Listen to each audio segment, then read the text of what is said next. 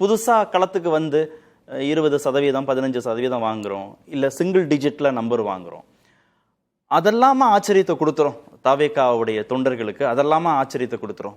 விஜய் சிஎம்மா இல்லையா, விஜய் வந்து ஆட்சிக்கு வருமா, தாவேகா வருமா வராதா, அந்த ஆச்சரியத்தை தர முடியாத ஒரு நிலை அப்படின்னா அதுல என்ன ஆச்சரியம் இருக்க போகுது? நேத்து டிபேட் வந்து அதிர்ச்சியா இருக்கு, இன்னைக்கு டிபேட் ஆச்சரியமையா இருக்கு, நாளைக்கு டிபேட் வந்து பேரதிர்ச்சியா இருக்கு. யாருக்கு நஷ்டம் அப்படின்னு நம்ம பேசிட்டு போலாம். 4ஆம் தேதி வரைக்கும் நம்ம அதை பேரதிர்ச்சி இதுல ஆச்சரியத்தை இங்கே இன்னைக்கே முடிச்சிடணும். அதான் ஆட்சி பொறுப்பு. இதுல அதிர்வு பேரதிர்வு இன்னும் ஒரு இப்படிதான் போகும்.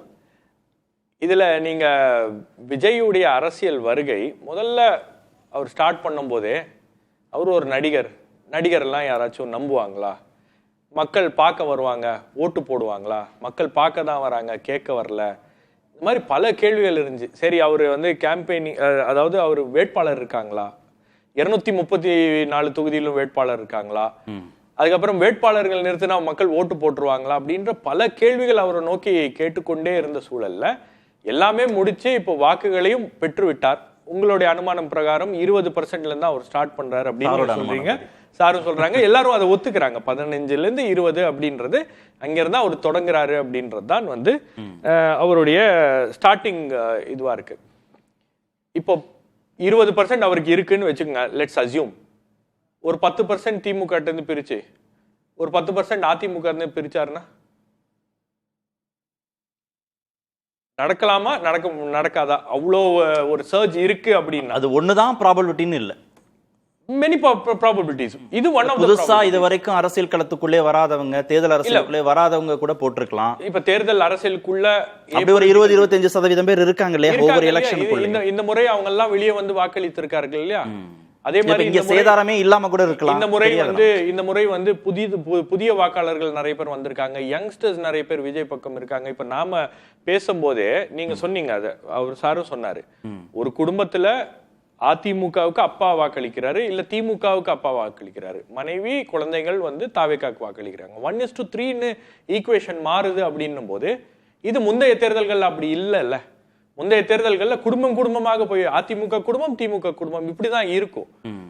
விஜயகாந்த் வரும்போதோ, சீமான் வரும்போதோ, கமலஹாசன் களத்துக்கு வரும்போதோ, மக்கள் நல கூட்டணி வரும்போதோ இப்படிதான் விவாதங்கள் நடந்துச்சு, இப்படிதான் பேசப்பட்டது. இல்ல நீங்க இந்த ஸ்கேல்ல பெர்சன்டேஜ் வேணா குறைஞ்சிருக்கலாம், இல்ல இந்த ஸ்கேல்ல இந்த இன்டென்சிட்டில நடந்துச்சு அப்படின்றத அத அட்மிட் பண்ணிக்கிறேன்.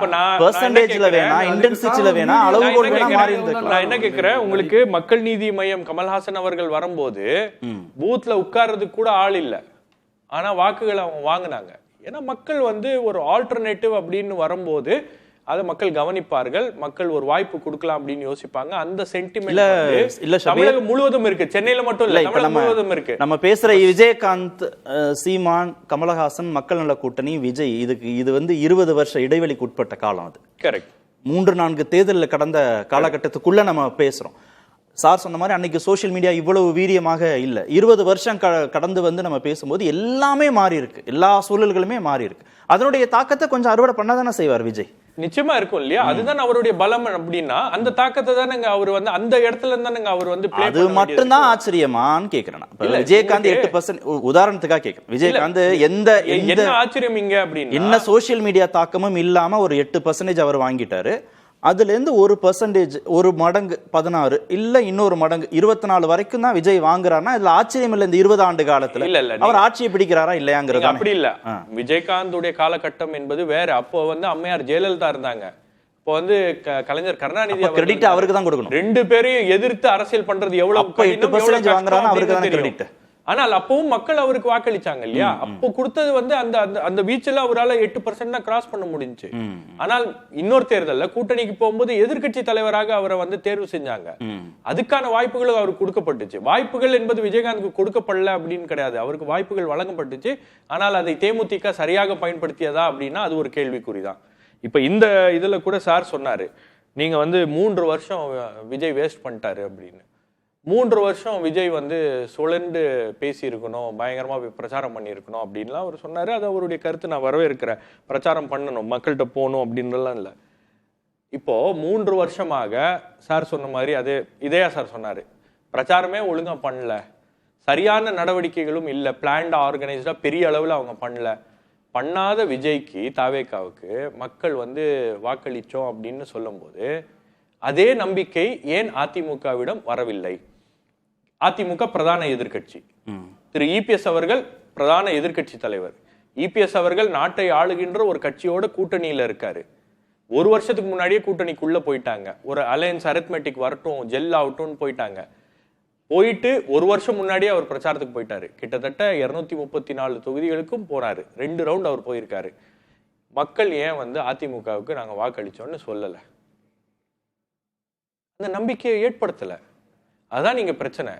இங்க பெர்செப்ஷன் பேட்டில்ல உங்களுக்கு வந்து திமுகவை எதிர்க்கின்ற ஒரு கட்சியாக தாவேகா இருக்கிறது அப்படின்ற பிம்பத்தை விஜய் சக்சஸ்ஃபுல்லா கட்டமைச்சிட்டாரு. சரி, அதுலதான் அதுக்கான காரணம் என்ன? நான் அதை கேட்கறேன்னு சொல்லியிருந்தேன். இதுக்கு நீ ஆன்சர் பண்ணுங்க, நான் அவர்ட்டையும் போயிடுறேன். நீங்க மாற்றுன்னு வர்றோம், 20% வரைக்கும் கூட ஓட் கல்டிவேட் பண்றோம், சீட் கன்வர்ஷனை வந்து சிங்கிள் டிஜிட்டுக்குள்ள வச்சுக்கிறோம், ஆட்சியை பிடிக்க முடியலங்கிறது பெரிய விஷயம், ஒரு புதிய கட்சிக்கு பெரிய விஷயம். ஆனா ஏடிஎம்கே என்ன பண்ணுச்சு அப்படின்னா, ஏடிஎம்கே வந்து எல்லாரும் 60 சீட்டு வாங்குவாங்க, 70 சீட்டு வாங்குவாங்க, 80 சீட்டு வாங்குவாங்க. ரொம்ப ரொம்ப லீஸ்டா 45லேருந்து 50 தொகுதிகளாவது வாங்குவாங்கன்னு வரைக்கும் தான் இது வரைக்கும் கேட்ட செய்திகளாக இருக்கு. ஒரு பிரதான எதிர்க்கட்சி இதை ஹோல்டு பண்ணுதில்ல, இதை தக்க வைக்கிறதுல, இத்தனை ஆண்டுகளுக்கு பிறகும் இவ்வளவு சிக்கல்களுக்கு பிறகும் கட்சியில் இருக்கக்கூடிய உள்கட்சி விஷயங்களுக்கு பிறகும் தக்க வைக்கிறாங்களா? அந்த கிரெடிட்டை கொடுக்க முடியாது அவங்களுக்கு. 3 வருடத்துக்கு முன்னாடி ஆரம்பிச்ச ஒரு கட்சி ஆட்சியை பிடிக்க முடியல அப்படின்னா அது வந்து பிரச்சனை இல்லை. ஆனா பிரதான எதிர்க்கட்சி ஆட்சியை பிடிக்க வேண்டுமா இல்லையா? ஆட்சியை பிடிப்பதற்கு அவங்க கொஞ்சமாச்சும் நெருக்கத்துல இருக்கணும் இல்லையா? இதயா சாருடைய சர்வேலயே பல இடங்கள்ல அதிமுக 3வது இடத்துக்கு போறதுக்கான காரணம் என்ன? ஏன் அந்த நம்பிக்கையை அதிமுகவால உருவாக்க முடியல அப்படின்றத கேள்வி. அந்த கேப்ல தான் விஜய் வந்து அதை ஃபில் பண்றாரு. விஜயுடைய வளர்ச்சி என்பது எங்க இருக்கிறது அப்படின்னா, அவர் வந்து பிரதான எதிர்க்கட்சி அப்படின்ற அந்த ஸ்பேஸை வந்து இந்த 2-3 வருஷத்துல தன்னை நிறுத்திட்டாரு. போட்டி திமுகவுக்கு தாவேகாவுக்கு அப்படின்ற அந்த மைண்ட் செட்டை வந்து அவர் உருவாக்கிட்டாரு. அதனாலதான் முதல்ல ஓட்டு போட்டீங்கன்னா நீங்க திமுக போட்டா தாவேகாக்கு போட்டேன் இப்படிதான் பேசுறாங்க. அதிமுகன்றது ஒரு மைண்ட் ஸ்பேஸ்ல இருக்கா இல்லையான்றது நம்ம கேள்வியா. அதுதான் இல்லவே இல்ல, மக்கள்கிட்ட இல்லவே இல்லன்னு நான் சொல்ல. இல்லவே இல்லைன்னா இல்லவே இல்ல. சரி, குறைந்தபட்சம் இருக்குன்னா கூட எப்படி இவ்வளவு ஒரு 50 சீட்டாவது அவங்க வாங்குறதுக்கான சீட் கன்வர்ஷன் எப்படி நடந்திருக்கும்? அந்த கட்சியை மக்கள் மாற்றாவே பார்க்கல, திமுகவுக்கு எதிராகவே பார்க்கலன்னா இது எப்படி நடந்திருக்கும்? இல்ல, நீங்க ஆட்சியை பிடிப்பதற்கான ஒரு வியூகத்துல தான் அதுக்கு பல காரணங்கள் வந்திருக்கணும். கூட்டணி இருக்கு, பல காரணங்கள் இருக்கு. அதிமுக ஆட்சியை பிடிக்காம அதிமுக இன்னைக்கு வந்து அதிமுகவுக்கு தான் நாங்க எல்லாம் வாக்களிச்சோம் அப்படின்னு சொல்ற அளவுக்கு ஒரு டாக்க வந்து அதிமுகவால கிரியேட் பண்ண முடியாததுக்கு காரணம் என்ன அப்படின்றது தான் என்னோட கேள்வி.